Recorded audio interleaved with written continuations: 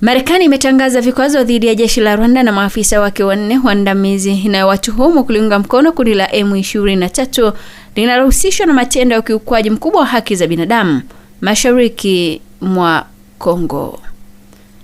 Tangazo la vikwazo hivyo lilitokea jana jioni na Wizara ya Fedha ya Marekani, ambayo imedai kwamba bila msaada wa serikali ya jeshi la Rwanda, kundi la M23 lisingeweza kufanya mashambulizi nchini Kongo.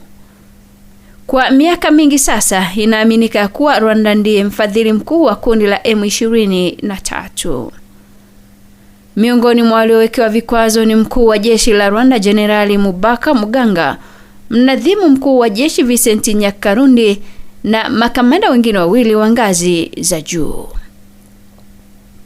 Aidha, utawala wa Rais Donald Trump umekasirishwa kwa kuendelea kwa mashambulizi ya kundi la M23 licha ya kutiwa saini kwa makubaliano ya amani kati ya marais Felix Tshisekedi wa Kongo na Paul Kagame wa Rwanda mjini Washington Disemba mwaka jana.